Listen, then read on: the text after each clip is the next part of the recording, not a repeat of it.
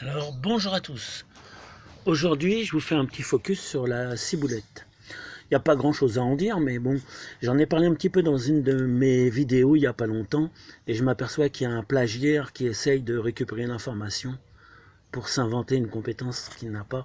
Il y a trop de bêtises qui sont dites, alors je vais essayer de corriger un petit peu tout ça. Donc la première chose à faire, quand vous voulez une belle ciboulette, vous voyez c'est ça, hein. Là on peut parler de belle ciboulette, hein. La sienne elle fait même pas un tiers. Donc quand vous voulez une belle ciboulette, tous les 2-3 ans, il faut la sortir du sol et décompacter son sol. Alors je vous explique comment faire. Il faut savoir d'abord que la ciboulette c'est une plante sauvage qui pousse dans pratiquement n'importe quel sol. Il n'y a pas trop à se casser la tête. Nous, normalement, elle est assez fine, hein. Il y a des petites graines qu'on germé là. Voilà, normalement elle est plus fine que ça. Là c'est parce que je m'en occupe qu'elle est si belle. Donc ce qui se passe, c'est pas de la ciboule, hein, c'est bien de la ciboulette. Ce qui se passe c'est que pour décompacter le sol sans trop l'abîmer, vous la retirez avec une fourche bêche, vous descendez à environ 25 cm, vous déterrez toute la motte, vous la retirez, vous attrapez tout, vous la retirez. Avec les deux mains, si vous voulez la séparer parce que vous trouvez qu'elle est trop grosse ou si vous voulez en mettre ailleurs, vous séparez la motte.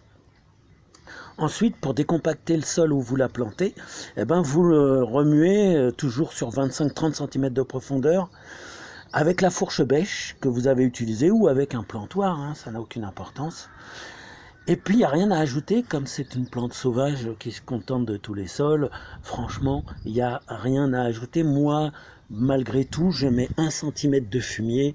Peut-être que ça a aidé à avoir une si grosse ciboulette.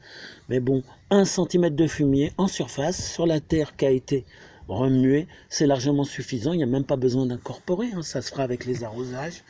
Et voilà ce que vous avez. Alors, il y a des choses à ne pas faire par contre.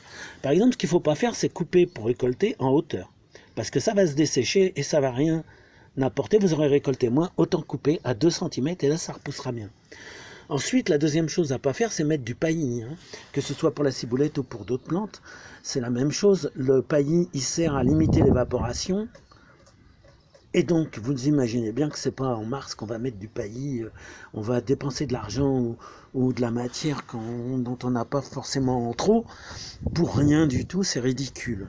Donc ceux qui savent à quoi servent le paillis ne vont pas vous donner ce genre de conseils. La deuxième utilité du paillis, c'est de limiter la pousse des mauvaises herbes. Seulement le problème qu'il y a, c'est qu'il empêche aussi le réchauffement du sol.